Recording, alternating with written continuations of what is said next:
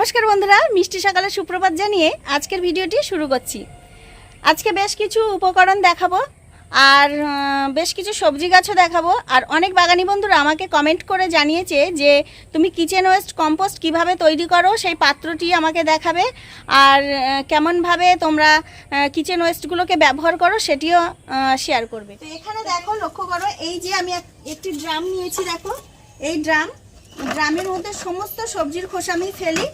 আর এই যে একটি ট্যাপ লাগিয়ে নিয়েছি, দেখো এখানে একটি ট্যাপ লাগিয়ে নিয়েছি। ট্যাপ হয়তো ওই 25 থেকে 30 টাকা খরচ হবে।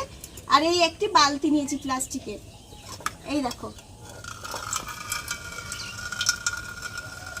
তুমি প্রত্যেক সপ্তাহে লিকুইড সার এইভাবে তুমি নিতে পারবে। 1 লিটার করে লিকুইড নেবে, 10 লিটার জলের সঙ্গে মিক্সড করে গাছে প্রয়োগ করবে। আর এই যে ড্রামটা আছে,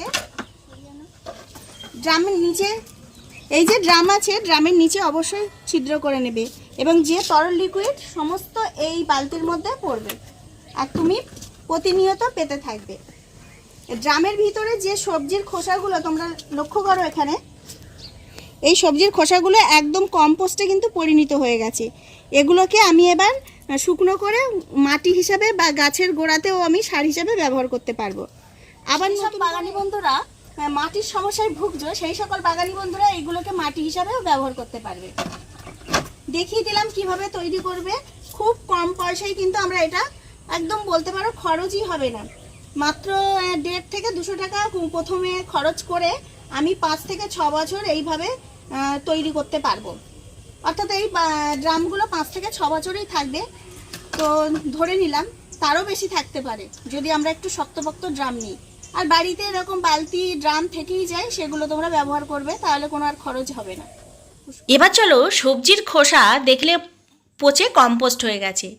এই কম্পোস্টটাকে আমি সরাসরি গাছের গোড়াতে কিভাবে ব্যবহার করি।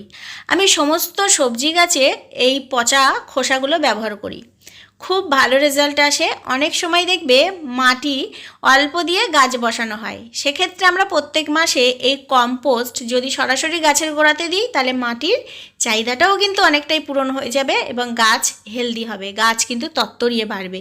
এতে কিন্তু প্রচুর পরিমাণে খাদ্যগুণ আছে, গাছের খাদ্যগুণ বা গাছের পুষ্টিমৌল। এইভাবে করতে পারি। এছাড়াও এই খোসার মধ্যে সমপরিমাণ মাটি আর সমপরিমাণ এই পচা খোসা দিয়েও আমরা যে কোনো সবজি গাছ বসাতে পারি। যদি বলো ফুল ফল গাছ বসাবো, তাহলে আমাদের এই খোসার মাটির সঙ্গে বেশ কিছুদিন রাখতে হবে, একেবারে জৈব মাটিতে পরিণত হয়ে যাবে, তখন আমরা ফল গাছ ফুল গাছ বসাতে পারবো। আর সবজি গাছের ক্ষেত্রে আমরা এভাবে করতেই পারি, কোনো সমস্যা আসবে না। অবশ্যই খোসাটাকে সরাসরি ব্যবহার করবে না, এইভাবে পচিয়ে ব্যবহার করবে। সবজির খোসা পচিয়ে ভিন্ন ভিন্ন উপায়ে ব্যবহারের একটি ভিডিও আছে, তোমরা সেটি ফলো করতে পারো, খুব ভালোভাবে ডিটেলসে দেওয়া আছে। দেখো, আমি প্রতিনিয়ত কিন্তু এইভাবে ব্যবহার করি, টবটাও ভরে যায় এবং গাছও অনেকটাই খাবার পেয়ে যায়। এইভাবে করতেই পারো প্রতিনিয়ত সবজি গাছের ক্ষেত্রে। যদি বলো ফল গাছ ফুল গাছ, সেগুলোও করতে পারো, কোনো সমস্যা আসবে না। অনেকেই বলে পোকা হয়, পোকা হবে, কিন্তু পোকাতে কোনো সমস্যা আসে না গাছের গোড়াতে দিলে, দেখবে। বাগানি বন্ধুরা, চলো একটি মজার বিষয় শেয়ার করি। এই যে তরুলতা কুঞ্জলতা নামে পরিচিত গাছটি আমি বীজ বা কোনো চারা বসাইনি, ড্রাগন গাছের ঝাঁকার মধ্যেই একটি গাছ হয়েছিল। গাছটাকে তুলে অন্যত্রে বসানোও হয়নি। এখন বর্তমানে ড্রাগন গাছের গ্রোথ থমকে গেছে, ড্রাগন গাছ ক্ষতি হচ্ছে, কিন্তু এই গাছটি এত সুন্দর পাতা, এত সুন্দর ফুল দিচ্ছে, আমি কেটেও ফেলতে পারছি না। খুব সুন্দরভাবে গাছটি গড়ে উঠেছে এবং গাছের কোনো রকম যত্ন পরিচর্যা ছাড়াই গাছটি হেলদি হয়েছে। কেটে দিতেই হবে, কয়েকদিনের মধ্যে কেটে দেব। চলো বেশ কিছু লঙ্কা আজকে হারভেস্ট করি। প্রতিনিয়ত প্রমাণ ও প্রুফ সহ আমি দেখাই সবজির খোসার মধ্যেই আমি সবজি চাষ করি। লঙ্কা আমি সপ্তাহে 2-3 দিন এখান থেকেই তুলে নিয়ে যাই। গোলাপ গাছকে বলেছি মাটিতে হয় না, আমার ছাদ বাগানের গোলাপ গাছ মাটিতেই হচ্ছে, সারা বছরই ফুল দেয়, কেবলমাত্র শীতের সময় ফুল দেয় এটি বাজে কথা। পেয়ারা গাছটি 1 মাস আগে বসিয়েছি, ভীষণ সুন্দর গ্রোথ হয়েছে। ছাদ বাগানের প্রত্যেকটি গাছ ভালো রাখতে আমাদের জল দিতে হবে, তাই বলে বর্ষার সময়, হ্যাঁ, আজ 3 দিন বৃষ্টি হচ্ছে না, প্রত্যেকটি গাছ ঝিমিয়ে পড়েছে, টবের মাটি শুকনো হয়ে গেছে। ঝিমিয়ে পড়া গাছকে তরতাজা করতে আমাদের অবশ্যই জল দিতে হবে। প্রত্যেকটা টবের মাটি একদম ভিজিয়ে দেবে, গাছ স্নান করিয়ে দেবে, দেখবে ঝিমানো গাছ সুস্থ, সুন্দর এবং সুগঠিত হয়ে গেছে। প্রত্যেকটি গাছের পাতা হলুদ হয়ে গেছে জল না দেওয়াতে। 2 মাস আগে শেয়ার করেছিলাম যে একটি ড্রাম পড়ে আছে, তার মধ্যে ছেঁড়া কাপড়, বাড়ির আবর্জনা এবং ছাড়জাতানো পাতা দিয়েই আমি একটি ড্রাম ভরেছিলাম। সম্পূর্ণ জৈব মাটি পরিণত হয়ে গেছে। তার মধ্যেই কয়েকটি উচ্ছে গাছ, কুমড়ো গাছ দিয়েছিলাম। বর্তমানে ফ্রেশ সবজি আমি পাচ্ছি, উচ্ছে। এইভাবে কিন্তু করতেই পারো। ছাদ বাগানে সকালে প্রত্যেক দিন আসি, আর প্রত্যেক দিনই সকালে বেশ কিছু কাজ করে চলে যাওয়া হয়। আমি তোমাদের কাছে শেয়ার করি একটি নির্দিষ্ট ভিডিও দিয়ে। আজকে আমি একটু শেয়ার করলাম যে প্রত্যেক দিন কী হারে জবা ফুল ফোটে।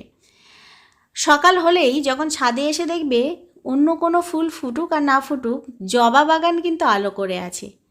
ছাদ বাগানে আমি ভিন্ন ভিন্ন ভ্যারাইটিসের জবা গাছ করেছি। সমস্ত গাছই কিন্তু প্রত্যেক দিন ফুল ফোটে। এছাড়াও অন্যান্য গাছে ফুল ফোটে, আর খুবই ভালো লাগে। আমি কিন্তু সম্পূর্ণ জৈব পরিচর্যায় এগুলো করছি।